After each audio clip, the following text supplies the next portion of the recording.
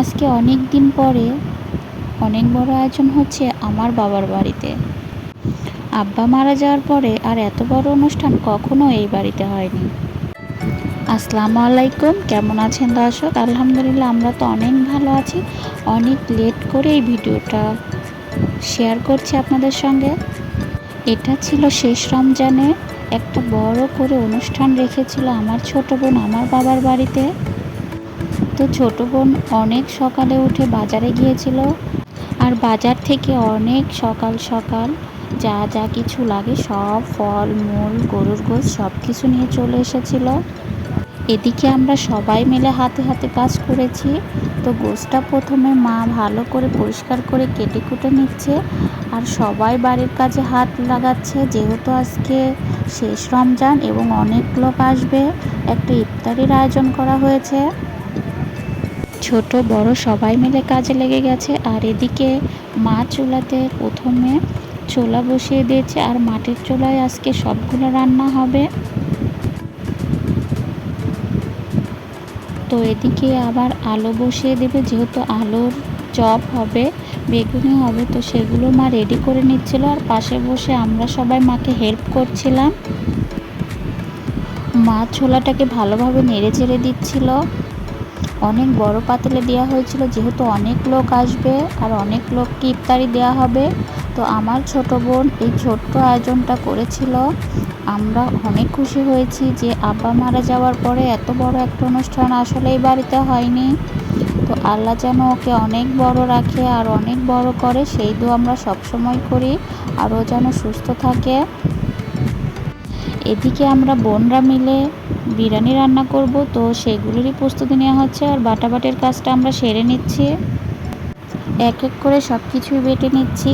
বাদাম কাজু যা যা মশলা আছে সব কিছুই বেটে নিচ্ছিলাম।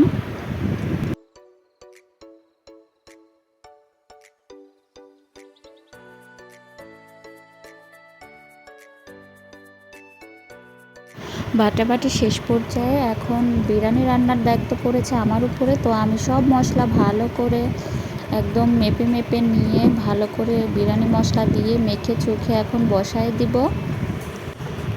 যতটুকু চেষ্টা করেছি ভালো করে রান্না করার, তো মাশাআল্লাহ সবাই অনেক প্রশংসা করেছিল। তো গোশতটা বসিয়ে দেওয়ার পরে এখানে পোলার চালগুলো আমার বড় আপা ধুয়ে নিচ্ছিল। চাল ধোয়া শেষ, এখন আমি বিরিয়ানির জন্য পোলাওটা রান্না করে নেব। প্রথমে বেরেস্তাগুলো তুলে নেব, এরপর চাউল দিয়ে ভালো করে নেড়ে চেড়ে পরিমাণ মতো পানি দিয়ে দিব। এখন পরিমাণ মতো পানি দিয়ে দিব। আমার বিরিয়ানি রান্নাটা কমপ্লিট হয়ে গিয়েছে। মাশাআল্লাহ আলহামদুলিল্লাহ, অনেক ভয় পেয়েছিলাম যে এত বিরিয়ানি কিভাবে আমি রান্না করব। তো অনেক ঝরঝরা অনেক সুন্দর হয়েছিল।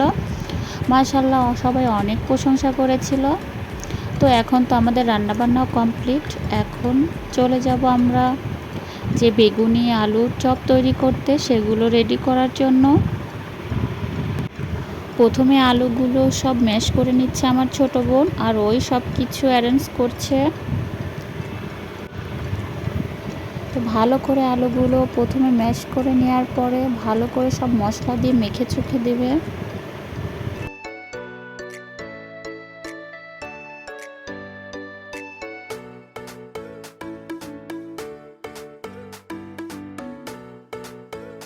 আলুর চপগুলো রেডি হয়ে গেছে প্রায়। তো এখন ছোট বোন সব কিছু ভেজে নিচ্ছে। তো আমাদের ভাজাভাজির কাজগুলো কমপ্লিট হয়ে গিয়েছে। এখন সব ফল কেটে নিচ্ছে বড় আপু আর ছোট বোন মিলে।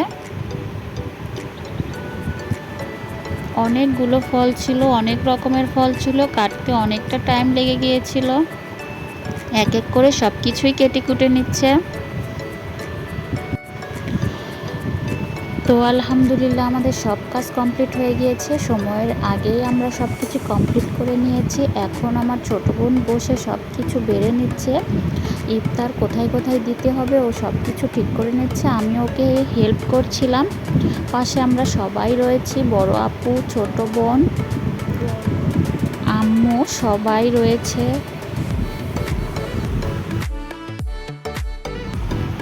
তো অনেক প্লেট বাড়া হয়েছিল আর আলহামদুলিল্লাহ সবাইকে দেওয়া হয়েছিল। অনেক আমরা খুশি যে যতটুকু আমরা অ্যারেঞ্জ করেছিলাম তার থেকে বেশি সবাইকে দিতে পেরেছি।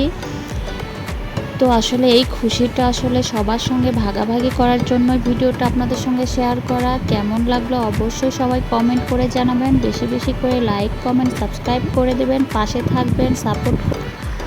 এখন সবার কাছ থেকে বিদায় নিচ্ছি। ভিডিওটা অনেক আগের, তবুও আপনারা সবাই প্লিজ দেখবেন। আল্লাহ হাফেজ।